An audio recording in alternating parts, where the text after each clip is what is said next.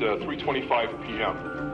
FBI agents safely executed the arrest of Clark. Police say they still don't know who Clark Rockefeller really is. He had no passport. One of the most sensational trials in American criminal history is about to begin. It's a murder shrouded in mystery. The body of a man who's been missing for years is found buried in the garden of a California mansion. His wife, who vanished at the same time, remains missing after 27 years. But the biggest mystery of all? He said he was a scientist. He was best friends with Jennifer Aniston. His mother was a silent film star. He was an orphan.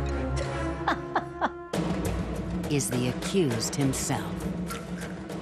Is Clark Rockefeller just a brilliant con artist? He was a consummate liar. Or a cold-blooded killer who has eluded police for almost 30 years? I do not believe that he is capable of murder. But having said that, clearly I don't know Clark.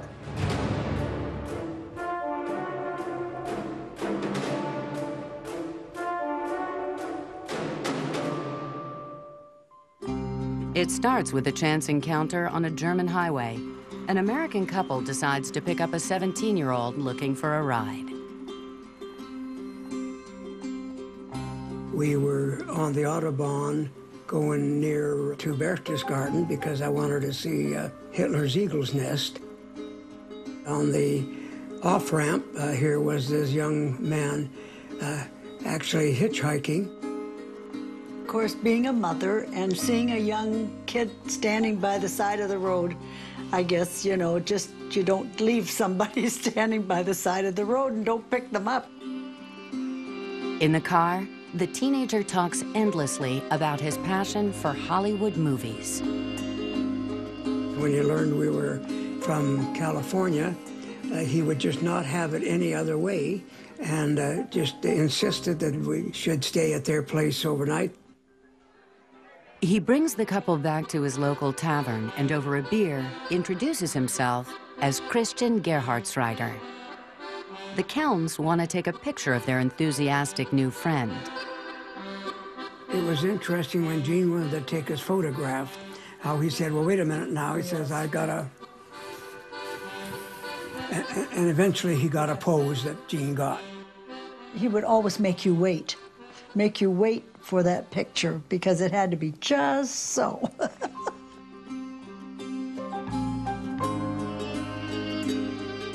Gerhartsreiter's hometown of Bergen is the sort of place people can live an entire lifetime without ever leaving. But this teenager won't be one of them.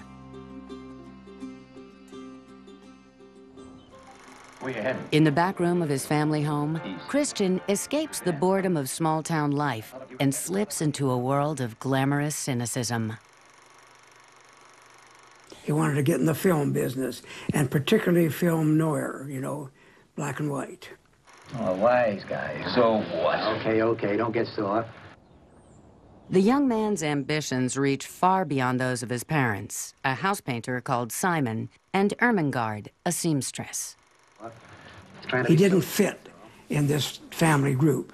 He wasn't like, isn't this great? Don't we have a lovely home? It's sure nice living here. None of that was in the air. It was pretty well the opposite. I can't wait to get out of here.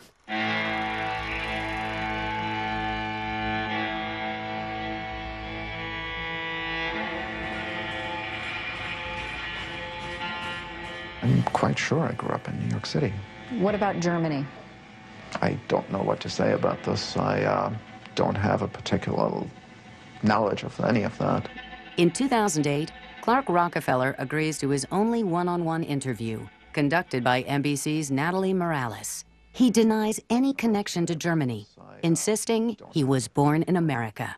I remember clearly going to Mount Rushmore in the back of a woody wagon and being an aficionado of station wagons. I believe it was a '68 Ford with the flip-up headlights. So you have a clear memory of this car? I have that. But nothing else? I have a clear memory of once picking strawberries in Oregon. In 1978, Christian Gerhartsreiter lies on his immigration form. saying the American tourists he met in Bergen have invited him to stay with them in California. And so begins his epic journey of self-invention. The American dream is that dream of a land in which life... His plan is to make his way west to Hollywood. 100 miles into his cross-country trip, the German teen stops in a small town and posts a want ad looking for free bed and board. Intrigued by the confident 17-year-old, Edward Savio's parents take him in. This kid just shows up at the end of our driveway. He kind of just strutted, you know, and he came in and he was just, I'm here, you know, how are you? I'm Christian Gerhartsreiter. He tells them colorful stories about the home he's left behind. From the beginning, it was apparent that Chris was from a higher level. It was, of course, we come from this money. Of course, we have maids and people to take care of us and make the dinner and clean our clothes and do all of this. The way he sort of like, moved his arms and the way he did this, it was almost like if he had had money, he would have been throwing it. He would have just been throwing it in front of him and walking on it like rose petals. Gerhartsreiter lands a spot as an exchange student at his new friend's high school and begins to reinvent himself in his adopted homeland.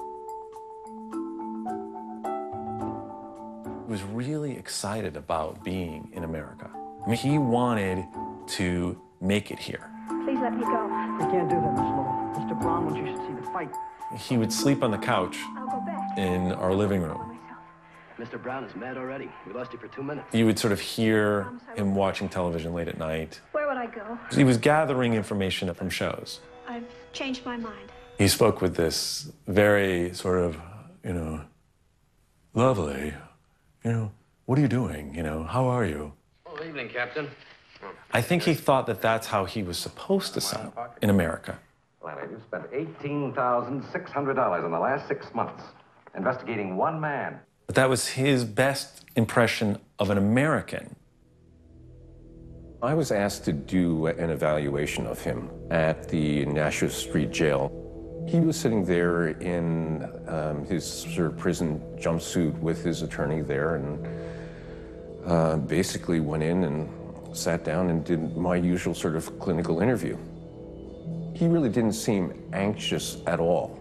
He had been able to convince other people so successfully for so many years that he really didn't have any question that he would be able to convince me also. I think he was so comfortable with his lying that he was able to do it effortlessly. And even to, sort of inhabit the roles he created. But as Gerhartsreiter's new persona takes shape, his welcome at the Savios begins to wear thin. He wouldn't pick up after himself. He wouldn't do his laundry, nothing. One day, my sister got dropped off from the bus. It was snowing out, it was cold. My sister at the time probably was 8 or 9. She's knocking on the door is locked, and she can't get in. We hardly ever locked our door. And Chris was sleeping on the couch, and he didn't bother to answer the door. And my sister stayed outside for probably 45 minutes. And that was it. That was the last straw. My mom pretty much said, you need to find a place now, or we're going to kick you out.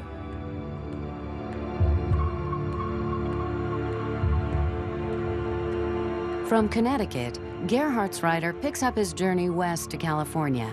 And on the road, his American identity gets even slicker and more convincing. We would get these phone calls from him. He was very proud of the fact that he had voted in the just recent election, in the 1980 election, and he had voted for Ronald Reagan. And I thought, well, okay, that's great. It's one problem, you're not an American citizen. Well, I just went down there with my driver's license.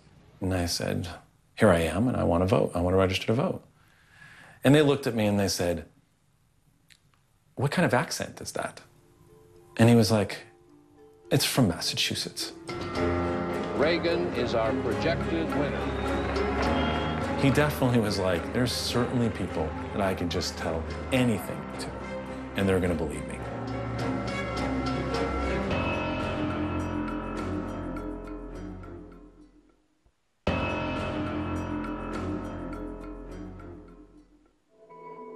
Halfway to his dream destination of Hollywood, German teenager Christian Gerhartsreiter shortens his name to Chris Gerhardt and stops in the city of Milwaukee.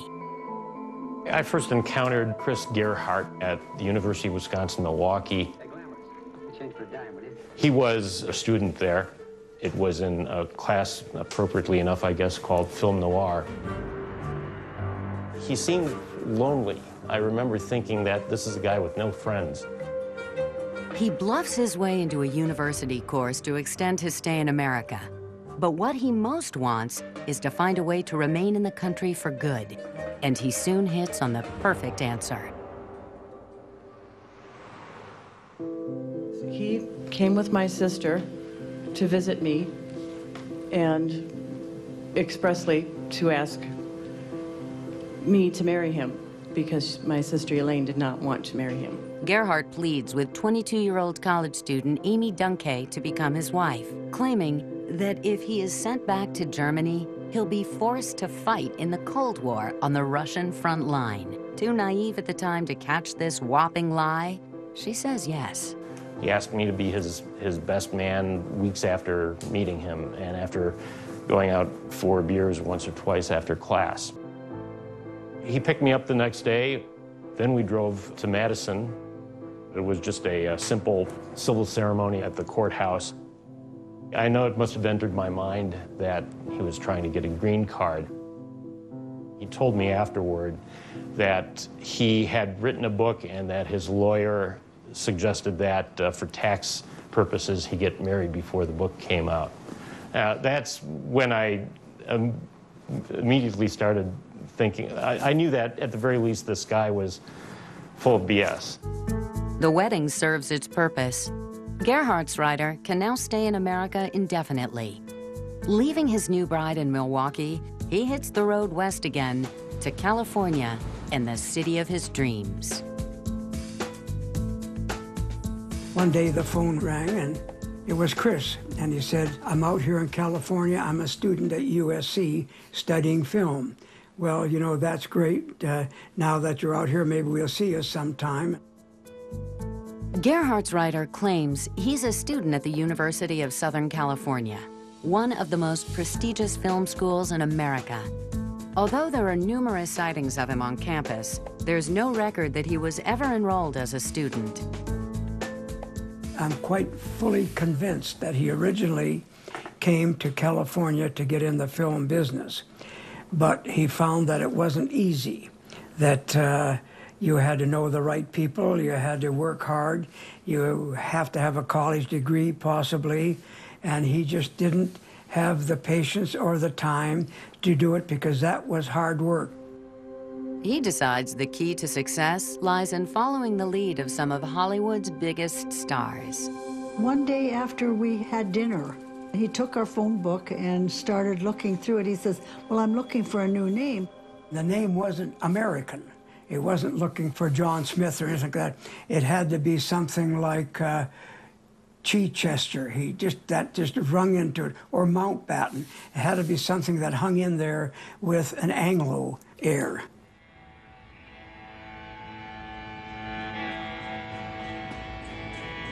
During his interview with NBC's Natalie Morales, Rockefeller shows off his flair for performing.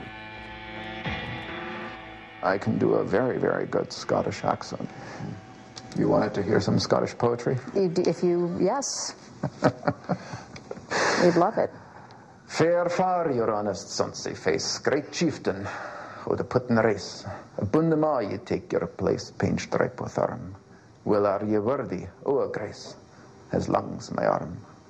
Is that Robert Burns? It is Robert Burns. From Hollywood, Gerhartsreiter migrates to the wealthy enclave of San Marino, just east of LA.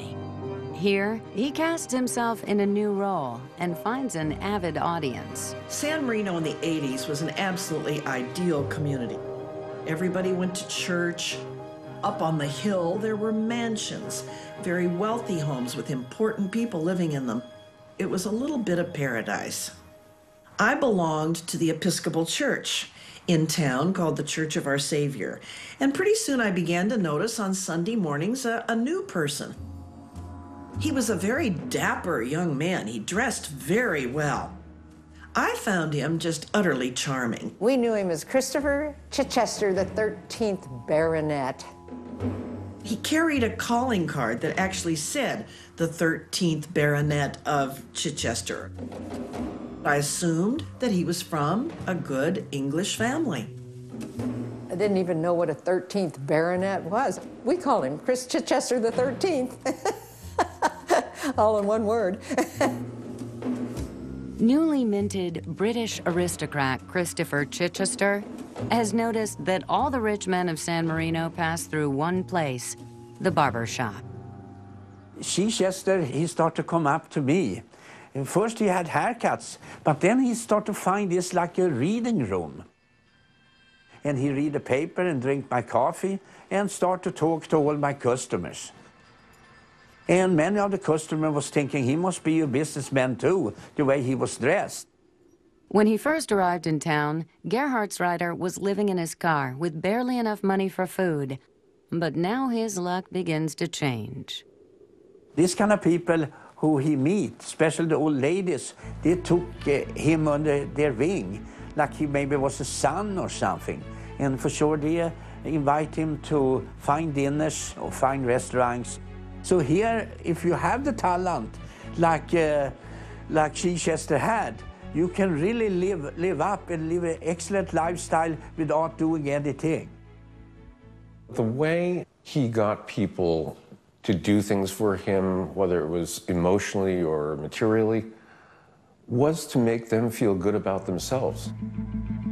Not only could he be charming, he could be emotionally manipulative. He really didn't have much of a moral compass.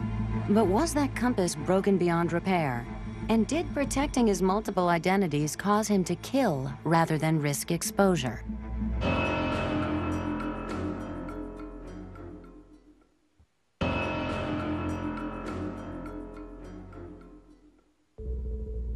Consummate conman Christian Gerhartsreiter spends 2 years charming rich women and enjoying the finer things in life.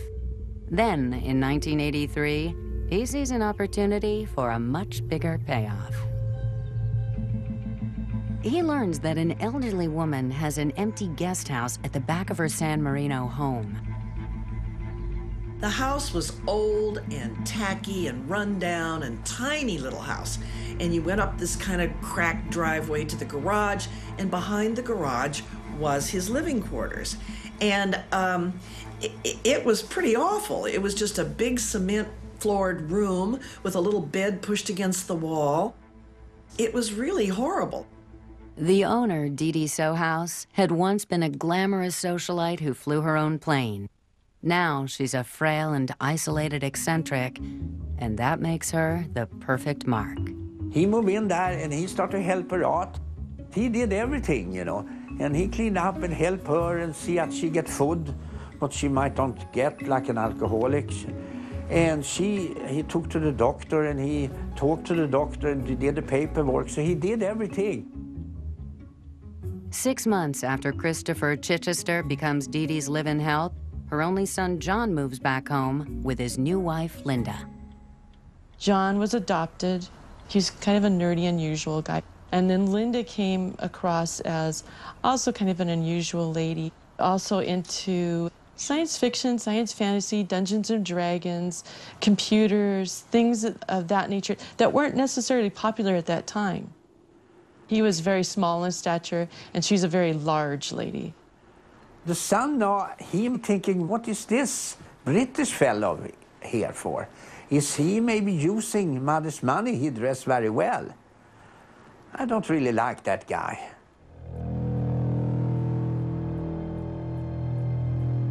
In the 18 months that follow, the atmosphere in the house grows increasingly toxic. Then, in February 1985, John and Linda Sohouse suddenly vanished from San Marino. Gerhartsreiter tells Dee Dee the couple left for New York to take up a top-secret job.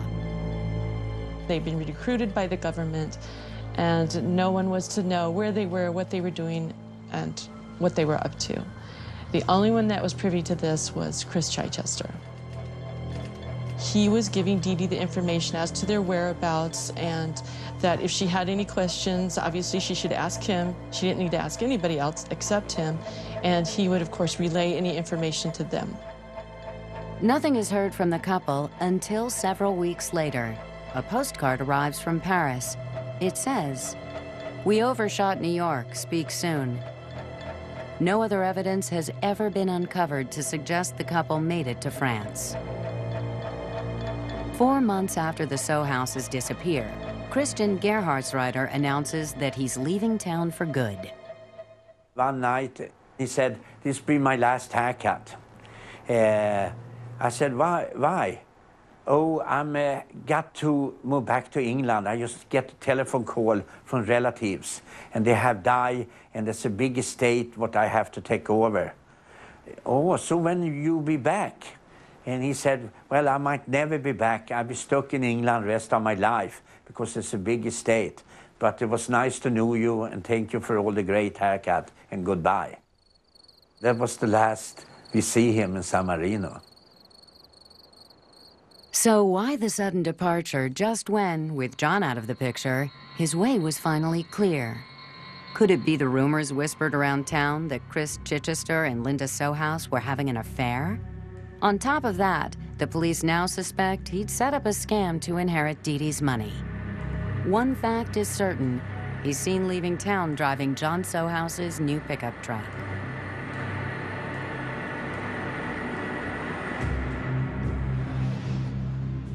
When he left San Marino, he came here to our home. Didn't say really where he was going, just that he was in a hurry to go. He couldn't wait and talk.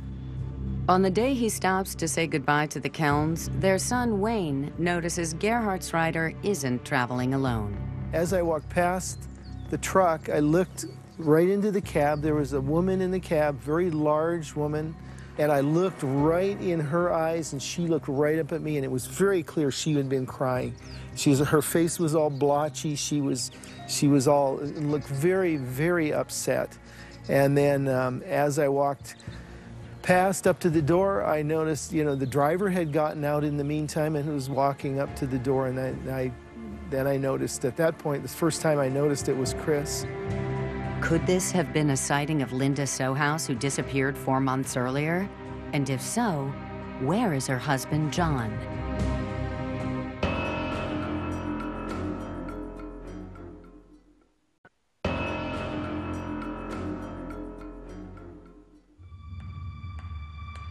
Christian Gerhartsreiter leaves California in a pickup truck belonging to a missing man, and in the company of a woman who may be the man's wife. But when he arrives on the East Coast 3,000 miles later, Gerhartsreiter is alone. He settles in another enclave of American wealth and privilege, renting a room in the back of a mansion.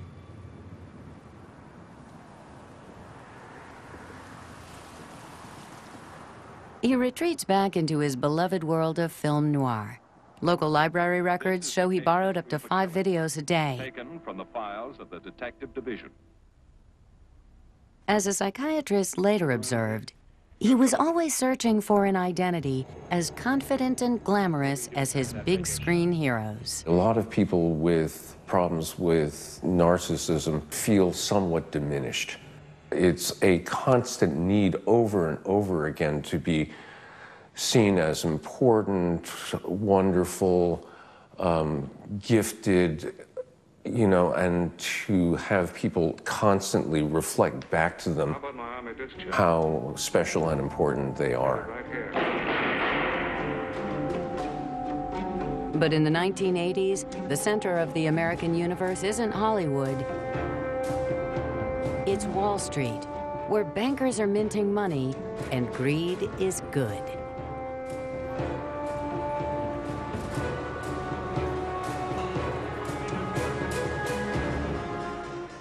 Wall Street was booming.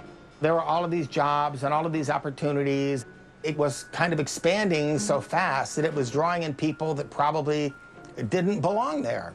And so there are a lot of strays who kind of came in off the street and claimed to have a pedigree. One of those strays is a bright and charming young man named Christopher Crow. Christopher Crow was hired by our head of sales and trading. He was basically sold to us on the idea of somebody who had some aristocratic roots and was going to help bring a certain kind of clientele into the firm. He'd get up and he'd walk around and he had his, perfect Mary Poppins posture. And he was sort of in his own fantasy world. Gerhartsreiter has conned his way onto Wall Street and plays his new part to perfection. Except for one thing. He knows nothing about finance. I'll never forget one encounter I had where I was on the trading room floor and he came up to me, looked me in the eye and said, "Excuse me, but can you tell me an account that buys euro bonds?"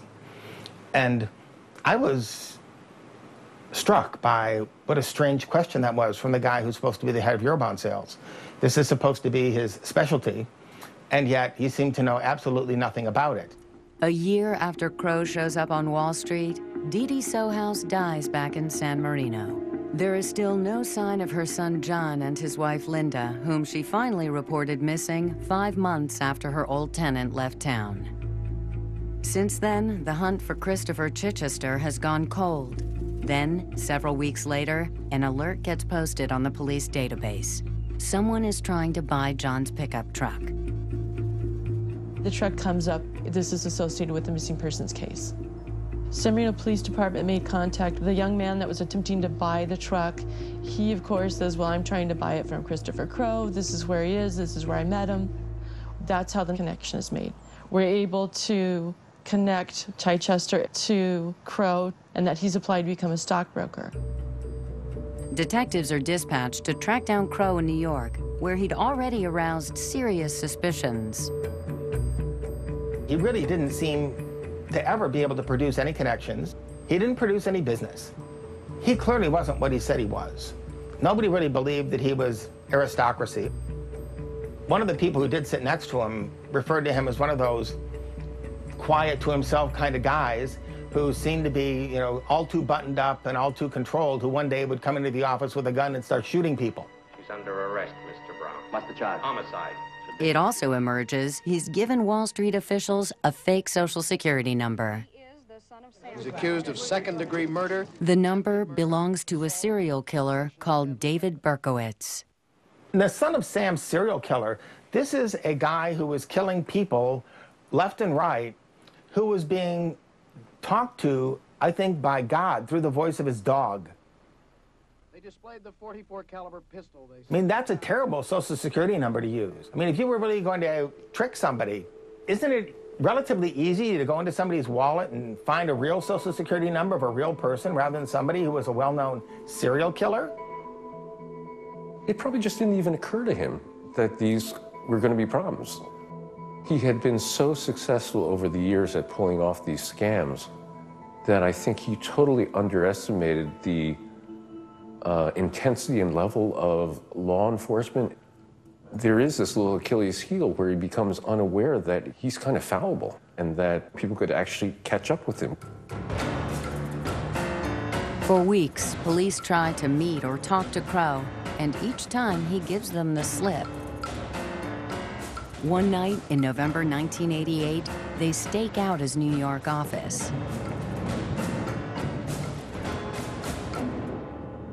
But he disappears yet again. Investigators have only one new clue to work with. The fingerprints on Crow's Wall Street application match those of a German teenager who'd come to America 10 years earlier. Crow, Chichester, and now Gerhartsreiter. It seems the net is finally closing in on the brilliant con man.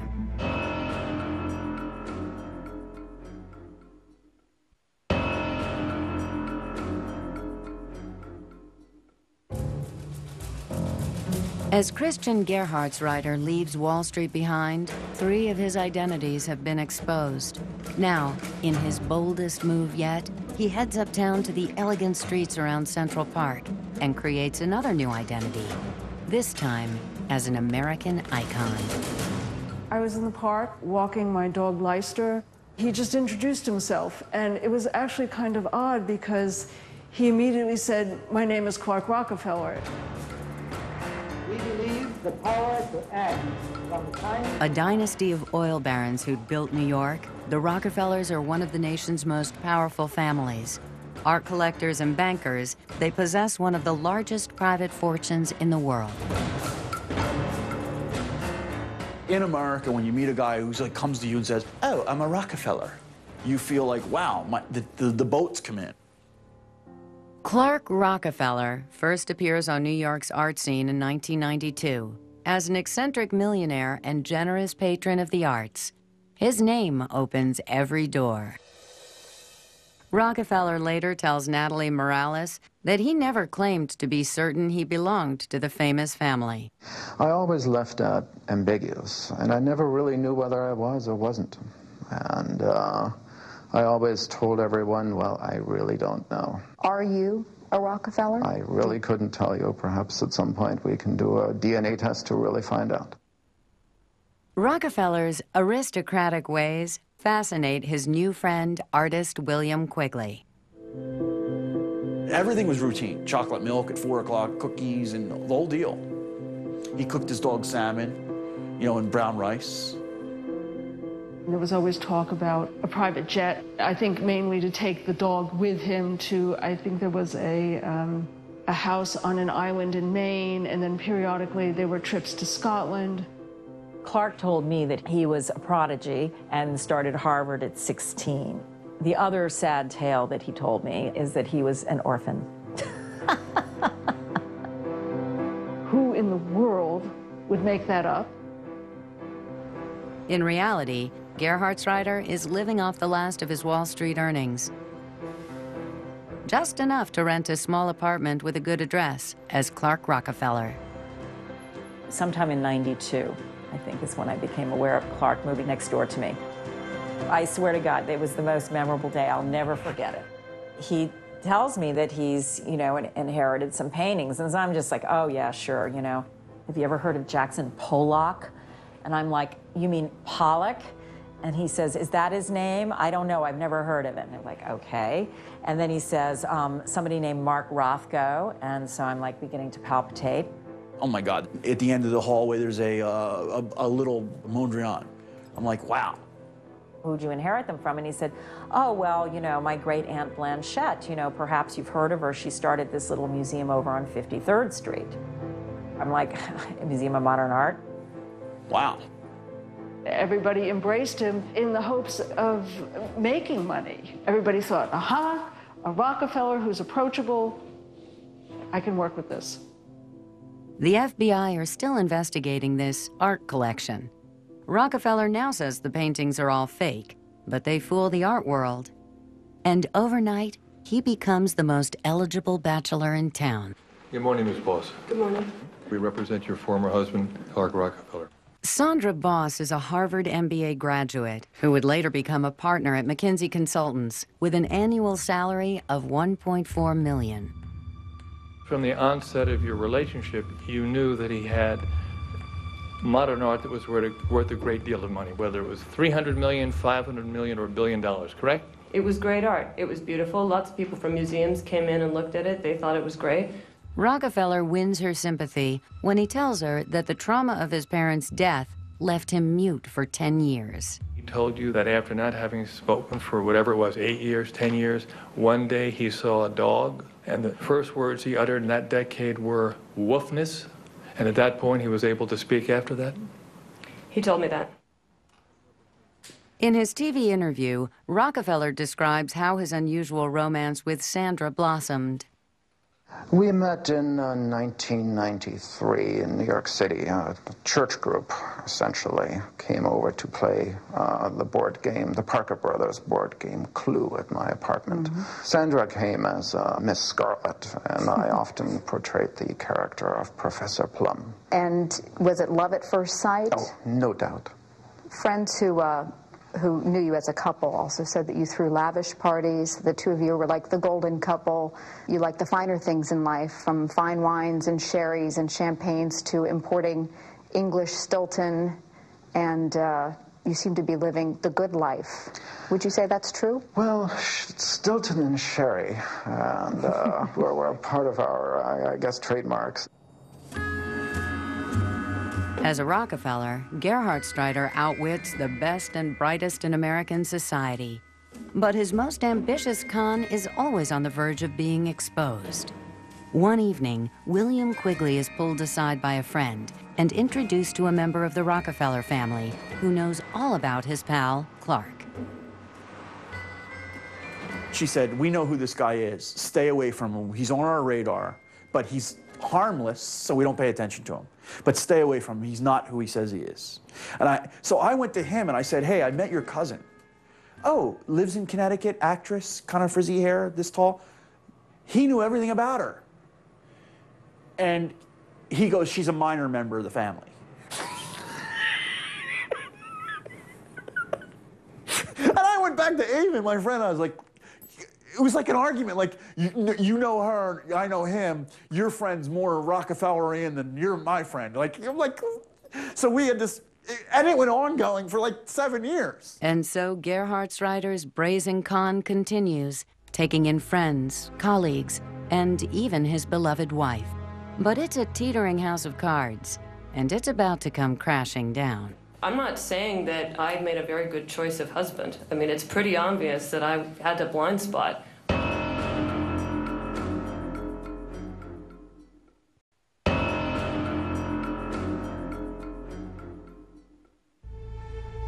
While Christian Gerhartsreiter conquers the New York elite with his assumed identity as Clark Rockefeller, a forgotten mystery is thrust back into the limelight in San Marino, California.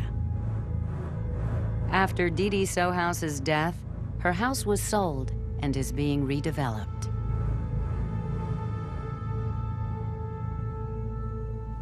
And now the new owners wanted to put in a pool. So pool construction was going on.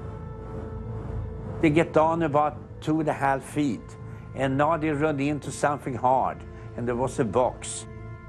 The box spring open, and a plastic bag with something that looked like a human skull roll out. The dimensions of the body and the way it was dressed, it had, I think, a red flannel shirt, blue jeans, tube socks, color, there was some hair remaining, and all of that was consistent with John Sohouse. Also found with his remains is a highly incriminating clue. What I see is a whole skeleton trapped in a series of plastic bags, and one of them was University of Wisconsin from Milwaukee. The University of Wisconsin at Milwaukee was where Gerhartsreiter had studied film noir and married a fellow student to get a green card. Shortly after John Sohouse's body is discovered, the national television series Unsolved Mysteries features this story. The investigation stalled again until the dismembered skeleton was uncovered in May of 1994. There was an episode on television where they showed the guest house and said that this was the scene of a horrible crime. And I was absolutely flabbergasted. I mean, shock is putting it mildly. Police work to track down former San Marino resident Christopher Chichester, whom they know is Christian Gerhartsreiter. The doorbell rang, and these two gentlemen from the sheriff's department asked if they could come in and visit with me, and of course I invited them in, and they sat down and asked us if we knew someone by that name. The Keln's son, Wayne, who had last seen Gerhartsreiter driving away in a pickup truck in the company of a woman, is shocked when police show him a photograph of Linda Sohouse. I was like, oh, that's who I saw in the car. So, that, you know, there's little question in my mind that was her. That's the last time she was probably seen anywhere. It's just what happened to her between here, our house in New York. Authorities would like to speak to the young man known as Christopher Chichester. They now know that his real name is Christian Gerhartsreiter, a native of Germany. He speaks fluent English and has used the names Christopher Crowe and Christopher Mountbatten. Very short time later, my family gets a call from the FBI. It just didn't make any sense. You know, that this kid who I knew, who was just a liar, or someone who just told stories, was not wanted for the death of someone, or murder of someone else. Once it turns into a murder investigation and we're looking for him, we contact Interpol because really it's our belief that he's probably gone back to Europe at some point. So we have United States looking for him and we have international police looking for him. Gerhartsreiter is now one of America's most wanted. Little does law enforcement know, their suspect is masquerading as one of America's wealthiest men, and he intends to keep his cover at all costs. We were walking in the park one morning and some tourist snapped our picture and he absolutely flipped out. He sort of alluded to that he was having a nervous breakdown. A short time after the incident in the park, William Quigley receives an email from the man he knows as Clark Rockefeller. He writes, "Everything seems overwhelming right now. I fear losing control." He goes, people are after me, not after me, but people are starting to find, you know, there are too many people in the art world are always coming after me, trying to sell me their work and all that. So he's like, so I understood, I don't know. If you have any information about the disappearance of John and Linda Sohouse, please contact the... Rockefeller escapes detection in New York and heads north with his wife Sandra to a town deep in the woods of New Hampshire. With Sandra's hefty salary, the couple buys a mansion called Doveridge. Here, the increasingly paranoid con man closes himself off from the outside world. I'd heard tales of this Rockefeller who had moved into town, picked up a piece of property that he was renovating. I'd heard there was a great deal of work going on. I'd also heard that he kept changing his workmen, which seemed odd to me. He was letting people know that he was not to be trifled with. He would put no trespassing signs. He even bought, at auction, an old police car, had it painted one color, and then had it emblazoned on the side, Doveridge Security. And we don't have a lot of strangers coming in town, so I don't know who he thought he was scaring off. Others in his new community witness Rockefeller's strange behavior. His neighbors, the White family, are almost the only people he sees regularly, and they can't help but notice how oddly he behaves when a camera comes out. There's always a birthday or a party or a dinner. Whenever I would say, oh, I have to take a picture, everyone, smile. Of course, he would not smile because he was being difficult. He would make a horrible face or cover his face.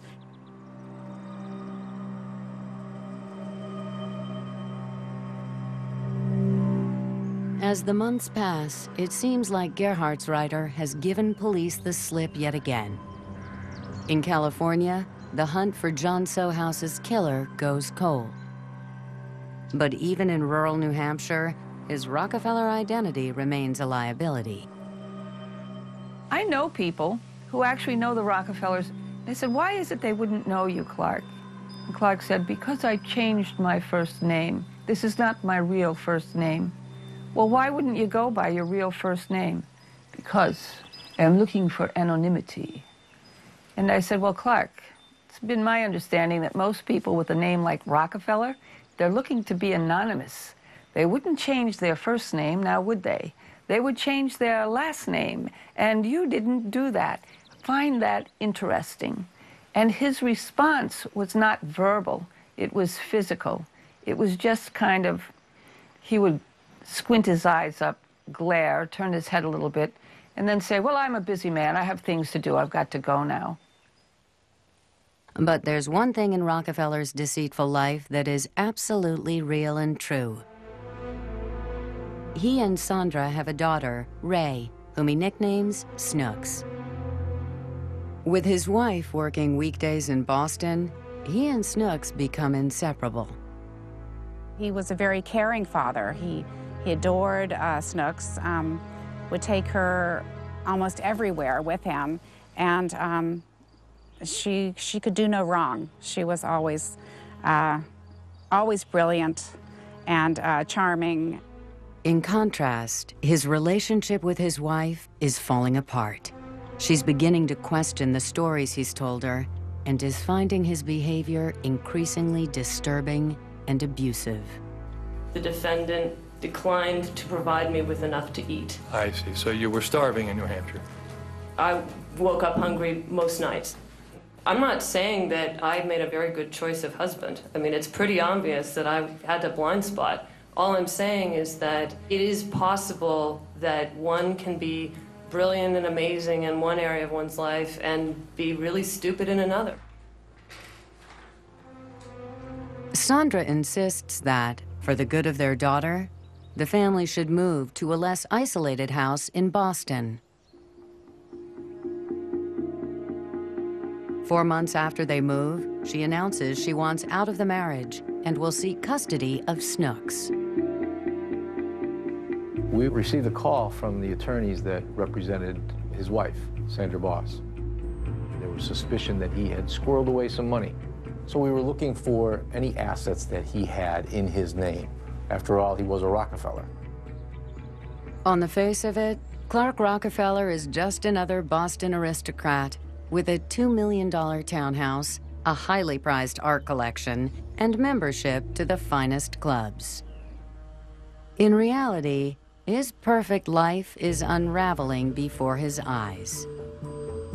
What I saw was just someone who was devastated. Devastated because he had lost his wife, devastated because now he was losing his child, devastated because his house was coming up for sale. I mean, his whole world was crumbling down around him.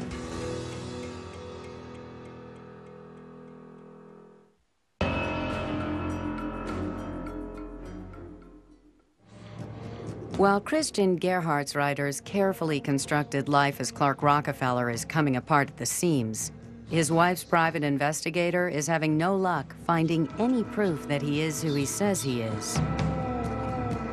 There was no record of him prior to 1993, before he met his wife, which set off all kinds of red flags and bells and whistles that something's not right.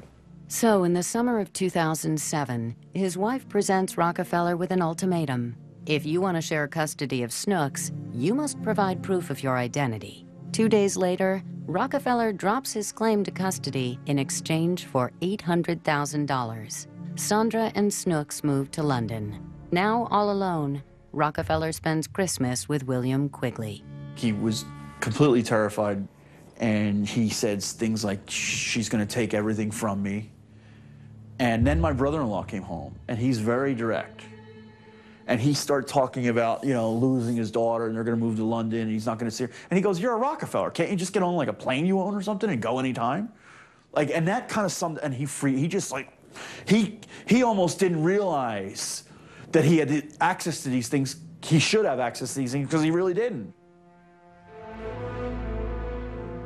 We would drive and sit along the water looking at the boats. And he would literally just stare out the window and say things like, what do I do? What am I going to do? On July 26, 2008, Snooks is due back in Boston for a 2-day custody visit with her father, supervised by a social worker. Later, describing that day, Gerhartsreiter shows the first real emotion of his television interview. The one thing that I want to do is to see my daughter again at some point. And that's the one thing on which I'm focusing. How many times then, after the custody was granted to your wife, were you able to see her on your own, well, under supervision? July 26, 27 was the first visitation that I actually had had. I had not seen my little girl in almost 8 months. And what was that reunion like when you were able to see her again then after all those months? Well, seeing her, of course, was a moment of intense joy. You know, I had not seen her in so long, and I missed her so much. She came back to me slightly changed, speaking in a British accent, being much more grown up, having teeth, real teeth. It was quite different. On the second day of the visit, Rockefeller arranges for his regular limo driver to pick him up. He's told him they might need to give a clingy friend the slip. It was a Sunday morning, so it was really quiet. Then I get a text, "Are you on location?" "Yes, I'm right here." And here he comes. And it's all a happy daddy with he's got Ray up on his shoulders. The scene is also being observed by a private investigator hired by his ex-wife. We were asked to be an additional observation point to see what the interaction was between the child and the father. I turn and I face this direction and I put it down in neutral and I'm waiting for the door to open. They just walked around, they went to a playground, and then they started moving back towards Boston Common. The door opens up and he whacks her head. I mean, he hit it, boom! And she's screaming and crying. He jumps in the car, go, go, go, and I drop it in drive and I hit it. Clark Rockefeller allegedly grabbed his daughter Ray during a supervised visit in Boston and then fled in this SUV to New York. I turned the TV on and all I could think of was, oh my God, Clark, what did you do?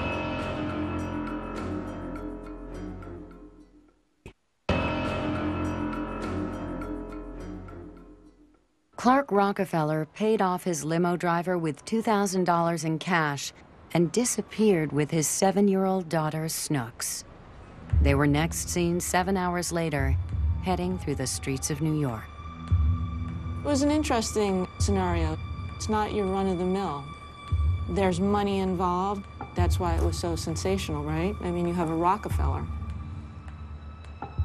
I think that he had been planning this for quite some time, and therefore he had told people different stories to add confusion. Because if you went and interviewed one person, they would say he was going to Alaska, he was going to Long Island, he was going to Europe. So all of those things needed to be checked out.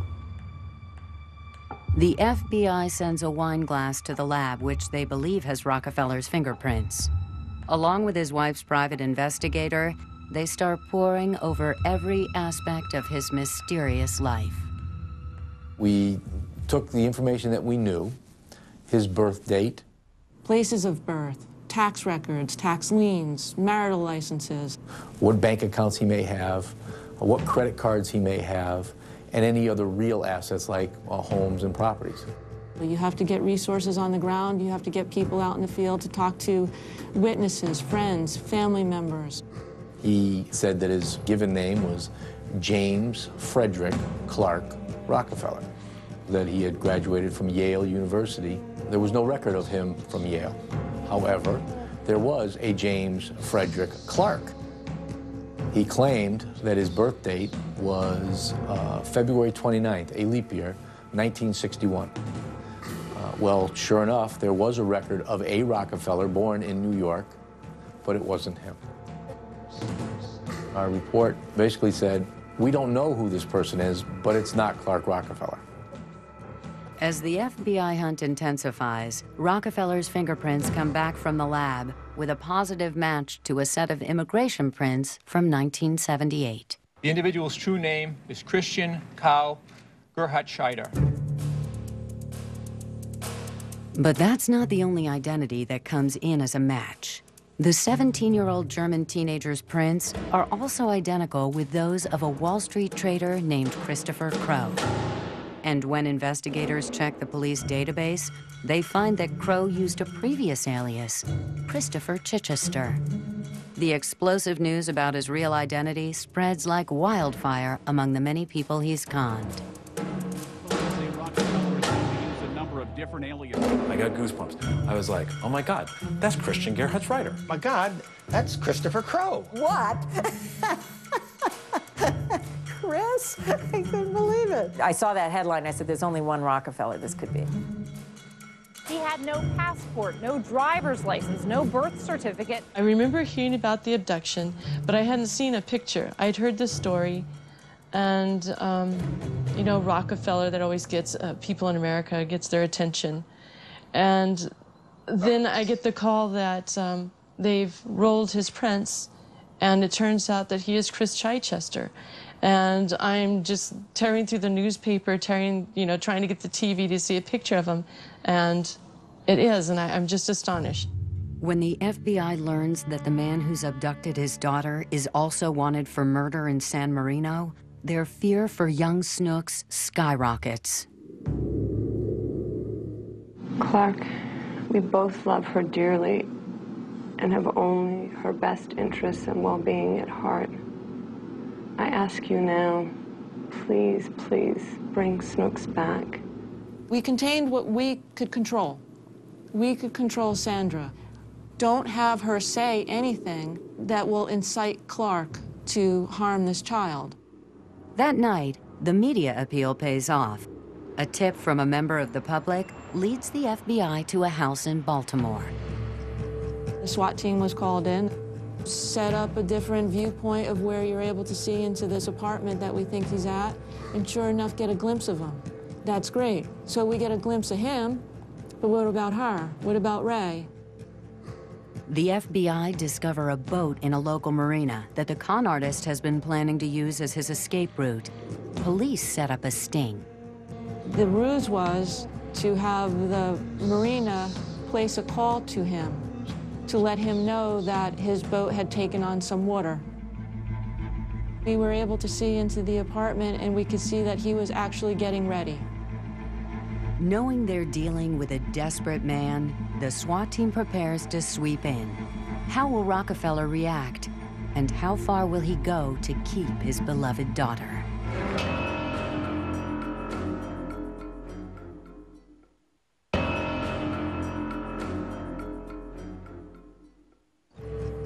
Clark Rockefeller has been found hiding out in an apartment near the Port of Baltimore. FBI agents have asked the marina manager to call Rockefeller and tell him his boat is flooding.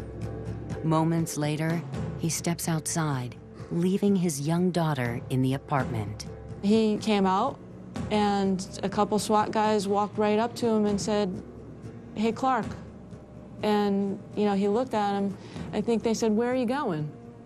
And believe it or not, even at the last minute, he even had a con. He had an answer already. He said, "I was going to get a sandwich."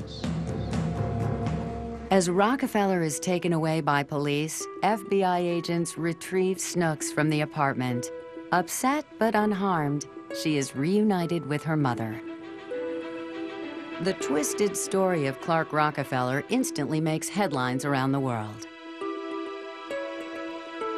Meanwhile, the FBI begin their interrogation of the most notorious criminal in America at the time. Where were you born? Well, as far as I know, New York. Okay, can you explain that a little bit to me? Because I know where I was born, I'm sure this detective does, and I'm just a little bit curious about that. I'm not totally clear on that. It could have actually been Boston, too. It was bizarre in many respects because of when he was confronted with this, overwhelming evidence that he was Christian Karl Gerhartsreiter. He continued to protest that he was indeed a Rockefeller and that he had issues perhaps relative to amnesia or being taken as a young child out of the Rockefeller family and things of this nature. I think at that point he was desperately trying to deflect attention away from his true identity And he probably was well aware that eventually a connection would be made to him in California and the possibility that he committed a terrible double murder out there. Looking like a broken man, Christian Gerhartsreiter is brought to court in Boston to be tried for kidnapping his daughter. But it quickly becomes a systematic exposition of his pathological deceit. You knew that he had modern art that was worth a great deal of money. It was great art. It was beautiful. Lots of people from museums came in and looked at it. They thought it was great. Rockefeller must now face a stream of people from his past lives who testify against him, including his fleeting college bride. I'm Amy Gerseld Dunkey.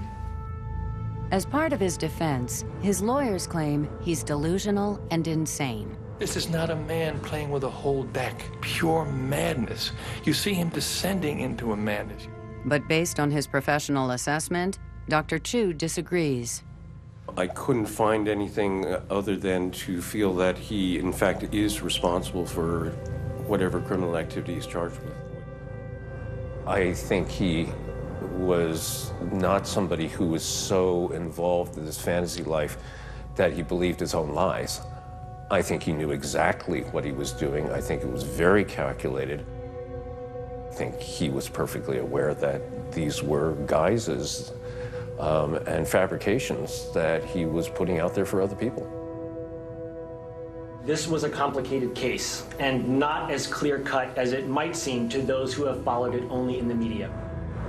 We, the jury, say that the defendant is guilty of offense as charged. In 2011, Christian Gerhartsreiter is sentenced to 5 years in jail for the kidnapping of his daughter. Everybody likes a winner, right? We were winners. We were better.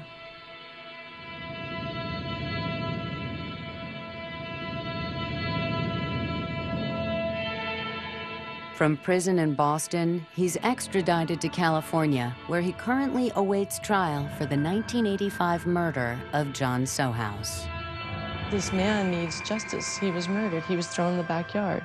He was buried in this, old, wet, broken backyard and just laid there for all these years with no one so much as knowing or caring. To this day, one mystery remains unsolved. Linda Sohouse is still missing. I believe when John was murdered, Linda was still alive, or she was alive for years afterwards. I think that she's out there. Gerhartsreiter continues to insist he's innocent of harming John or Linda Sohouse. My entire life, I've always been a pacifist. I'm a Quaker, and I believe in nonviolence. And I can fairly certainly say that I've never hurt anyone. If found guilty, he could face a life sentence.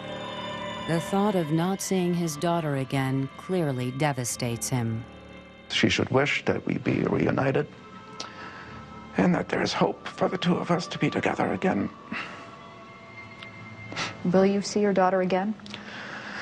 Natalie, I cannot predict the future. I don't know. I only hope so, and I wish for it. For all those who knew Gerhartsreiter by his many identities, his fate comes as a shocking tragedy. A wasted life. This is my feeling, is that here was a young boy, smart young boy. If he had gone to school and gotten a degree, he could have maybe married a nice girl, had a nice home, done all the things, maybe even been a CEO of some company. I think he could have been happy if he hadn't lied. He's a very charming person, and I think if he had just been himself, people would have accepted him and he would have had a nice life. It was quite an accomplishment, an amazing accomplishment, just to do it on nerve and guts and get away with it for as long as he did and rise to the top echelon of American society on nothing but just his intellect. It's just sad that he's, potentially, up for these crimes. You know, I just would never assume a guy like him would ever have any of those instincts whatsoever. I hope he's not. I hope he's innocent. I believe that Chris believes he is who he says he is. I think right now he's sitting in jail and he believes he's Clark Rockefeller. That he's pretended so long that some part of him was destined to be who he believes he is. Just once in his lengthy TV interview does Rockefeller let his perfect mask slip. In that moment, he reveals that beneath all his false identities lies the hollow shell of a deluded man.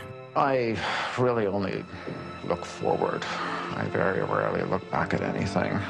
You never try to piece together what's happened in your life? Not particularly. Who you are, where you came from? Almost makes no difference to me one way or the other.